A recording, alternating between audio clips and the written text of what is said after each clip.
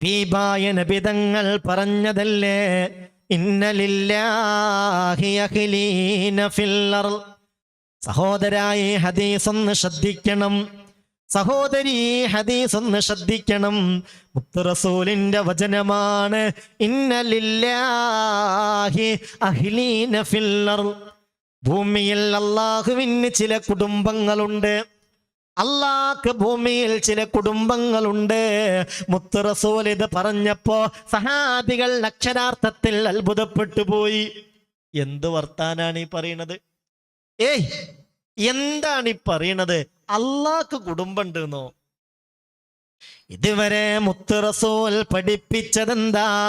ഖുൽ ഹുവല്ലാഹു അഹദ് അല്ലാഹു സമദ് ലം യലിദ് വലം യൂലദ് വലം യകുൽ ലഹു കുഫുവൻ അഹദ്.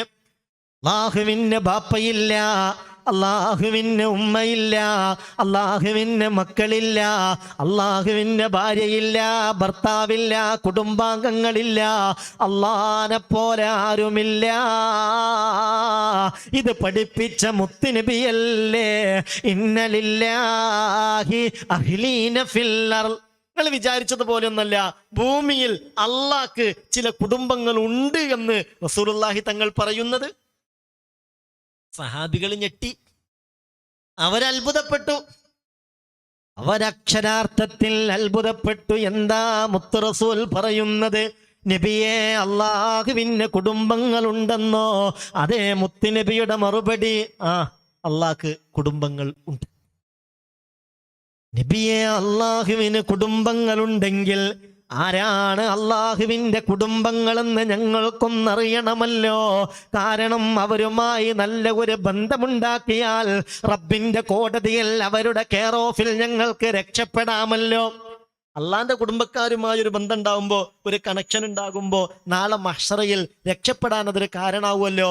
അതുകൊണ്ട് നബിയേ, മൻഹും യാ റസൂലല്ലാഹ്, ആരാണ് അല്ലാഹുവിന്റെ കുടുംബങ്ങളൊന്നെന്ന് പറഞ്ഞു തരുമോ നബിയേ?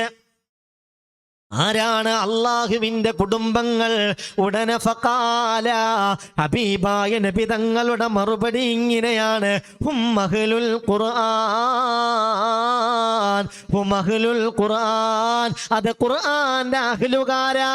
ഹും അഹ്ലുല്ലാഹി വഖാസതുഹു, അവർ അല്ലാഹുവിന്റെ പ്രത്യേകക്കാരാണ്, ഇലാഹായ റബ്ബിന്റെ ഇഷ്ടദാസന്മാരാണ്, അവരാണ് അല്ലാഹുവിന്റെ കുടുംബങ്ങളെന്ന് മഹാനായ മുത്ത് മുഹമ്മദ് മുസ്തഫ സല്ലല്ലാഹു അലൈഹി വസല്ലം. അപ്പൊ ഖുർആന്റെ കുടുംബങ്ങളാണ് അള്ളാന്റെ കുടുംബങ്ങൾ. ഖുർആന്റെ കുടുംബമായി മാറാൻ നമ്മൾ ഈ മജ്ലിസിനെ ഉപയോഗപ്പെടുത്തണം.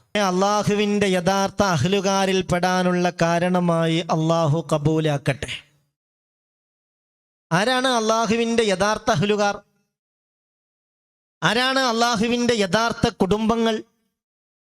അല്ലാഹുവിന്റെ കുടുംബങ്ങൾ വിശുദ്ധ ഖുർആന്റെ അഹ്ലുകാരാണ്, ഖുർആന്റെ കുടുംബങ്ങളാണ് എന്ന് അഷ്റഫുൽ ഖൽഖ് മുത്ത് മുഹമ്മദ് മുസ്തഫ സല്ലല്ലാഹു അലൈഹി വസല്ലമ തങ്ങൾ പറഞ്ഞിട്ടുണ്ട്. അള്ളാഹു ആ കൂട്ടത്തിൽ നമ്മളെ ഉൾപ്പെടുത്തട്ടെ. എല്ലാവരും ആമീൻ പറഞ്ഞേക്ക്. ആ കൂട്ടത്തിൽ അള്ളാഹു നമ്മളെ ഉൾപ്പെടുത്തട്ടെ. നമ്മളതിനെ ആഗ്രഹിക്കണം, അതിനുവേണ്ടി പ്രാർത്ഥിക്കണം, അതിനുവേണ്ടി പ്രവർത്തിക്കണം.